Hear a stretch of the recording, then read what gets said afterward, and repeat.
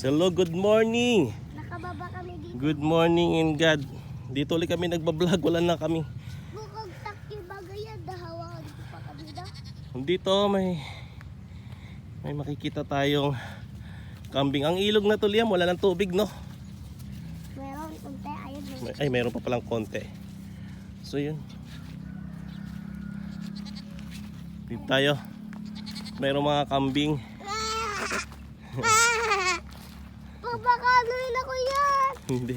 Takot ako dyan sa kambing. Takot ka ba sa kambing? Hahabulin niya ako yan. Wala naman tayong mapupuntahan dito. Ba't punta tayo dyan? Hello, kambing. Kumusta? Galit sa atin ng kambing dahil mukha tayong mahilig sa papaitan. Mehe. Andito si Liam. Yeah. Hello guys. Dito kami ngayon sa ilog. Ayun, no. Dyan tayo. Kaya nga, madumi nga yung ano ngayon. Kasi walang ulan. Ayun, may isda. Ay, dapat nagdala tayo ng namingwit tayo, Liam. Wala ka dito. Wala tayong pamingwit eh. Nakikita mo yung mga isda? Wala Ha? ka nakikita. Wala ka nakikita. Baka meron tumatalo dyan. Meron nga eh. Oh. May nakikita. Ayaw bang maligo tayo? Ayoko. May baga. Doon tayo sa malilim. Mainit dito.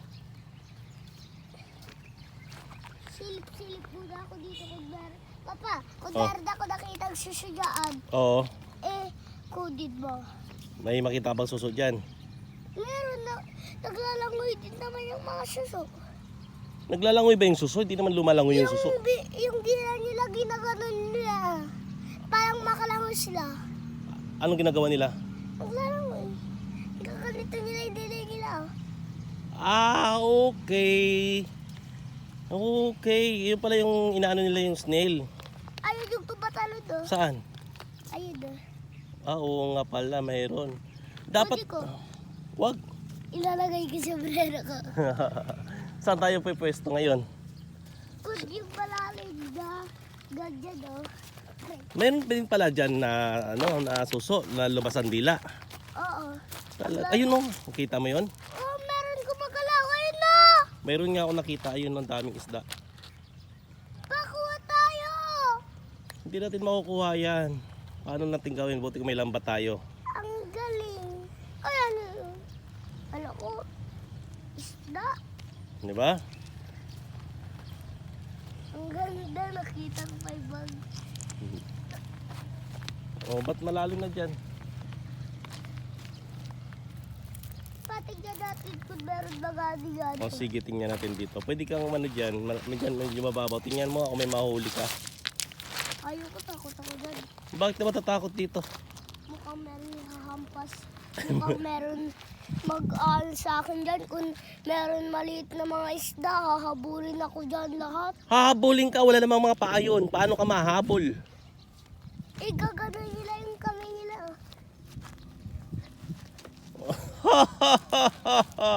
Pinapatawa mo ko, Liam. Patulog tayo.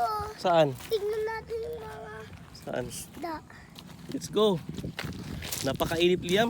Dapat tingnan Sobrang itim ko na, Liam. mo dyan. Hello guys, good morning sa ating 10,000 million views ngayon. Dito naka-live tayo ngayon dito sa may ilog ng Tagudiin. Ano ito matalon dyan? Kung saan ito ang madalas naming pinupuntahan pag kami ay namamasyal ng aking mga anak. Dahil dito ay pwede ka makapag-relax at pwede ka makapag...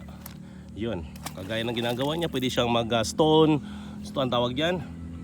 Stone catching. Pato matalon. Alin tumatalon? Ang daming isda dito. Dapat mayroon tayong pamingwit dito. Hindi man lang tayo nakagawa ng pamingwit. Sa susunod, gawa ka ng pamingwit para may gagawin tayo dito, Hindi Mr. ko kaya Liam. gumawa.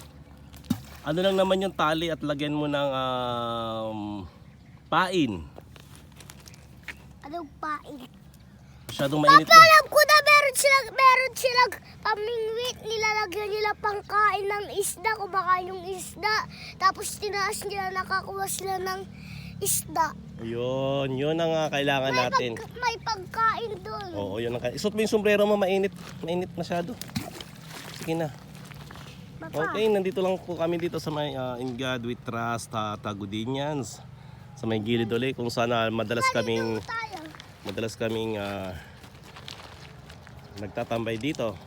Dahil dala na rin ang ganda ng view at tubig Tata sa paligid. na. Okay, let's go. Come on. Bakit dito muna na? O dito tayo sa malilim, huwag tayo dyan sa mainit. At dito tayo ay kakausapin natin ang ating bisita na si Kambing. Ay, Kambing! Mama! O, susugod ang kambing. Susugod. Kumakain kasi tayo ng papaitan. Papa! Hindi naman kami na kumakatay, kumakain lang kami ng papaitan, kambing. Kaya wag mo na, wag. Papa, tingnan natin Kaya mo to makahawak tong anak ko. Patignan natin yung mga... Tatakot sa kambing. Saan? Tignan natin yung mga ano dyan sa may tubig. Yung Yung mga isda. isda. Masyado kasi mainit. Tara. O, tara, let's go. Tignan na. Okay, o sige, tara na. Okay guys, itong takot ito. Mamimingwit tayo. O sige. Ganito oh. O yan, mingwit ka. Anong ipapain mo? Ay, ayan yung kambing. Okay, so dito tayo ngayon. Papa, kung meron ako nakitang isda dyan na maliit, kung nakatulog, hahawakan ko na ganito, o iano ko tong stick, gigaganon Yes, uulamin natin. Tutusukin ko. At meron ako nakitang pwede natin Kanina may ipain. Ito, pwede to. Pwede mo to kain.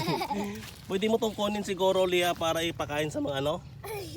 Ano ba yan, Liam? take. Taki pala yan. Taki ng baka. Dito. So, yun. Dito.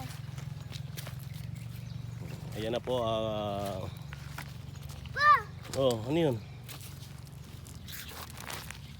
Oh. Ngayon makikita natin dito ay maraming suso.